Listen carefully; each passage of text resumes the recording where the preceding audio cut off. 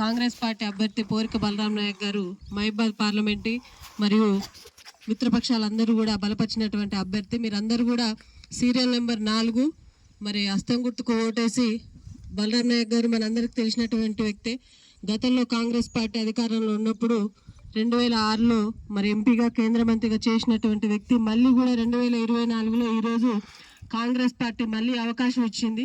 మీరందరూ కూడా మళ్ళీ ఒకసారి అవకాశం ఇవ్వాలని మీ అందరినీ కూడా మనస్ఫూర్తిగా కోరుకుంటా ఉన్నా. ఇంకొక విషయం ఏంటంటే ఈరోజు మరి మీరు చేస్తున్నటువంటి ఉపాధి హామీ పని కూడా గతంలో కాంగ్రెస్ పార్టీ అధికారంలో ఉన్నప్పుడు పెట్టినటువంటి పని. మీరందరూ కూడా ఈరోజు కాంగ్రెస్ పార్టీకి ఓటేస్తే బలరాం నాయక్ గారు ఎంపీగా అయ్యి కేంద్రంలో కేంద్ర మంత్రి అయ్యి అట్లాగే కేంద్రంలో మన గౌరవ రాహుల్ గాంధీ గారు కూడా ప్రధానమంత్రి అవుతాడు.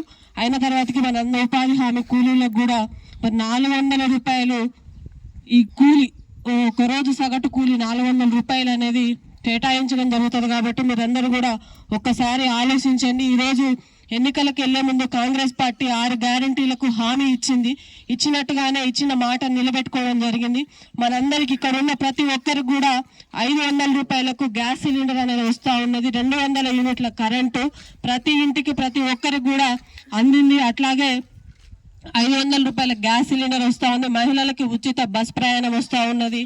ముఖ్యంగా రైతులకు కూడా ఈరోజు 2000 కోట్ల రూపాయలను గౌరవ ముఖ్యమంత్రి గారు ప్రతిపక్షాలన్నీ కూడా మరి కాంగ్రెస్ పార్టీ అధికారంలోకి వచ్చి 4 నెలలు మాత్రమే అవుతుంది, 4 ఏళ్ళు కావట్లేదు.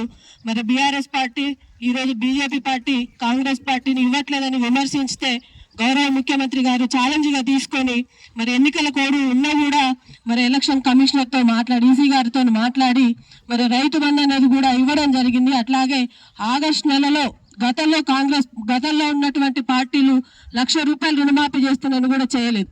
ఈ రోజు కాంగ్రెస్ పార్టీ కూడా ఆగస్టు నెలలో ఇచ్చినటువంటి మాట ప్రకారం 2 లక్షల రుణమాఫీ రైతులకు ఖచ్చితంగా రుణమాఫీ చేస్తానని చెప్పింది. ఖచ్చితంగా చేస్తారు. మీరు అందరూ కూడా ఒక్కసారి ఆలోచించి హస్తం గుర్తుకు ఓటేయాలని కోరుకుంటాను.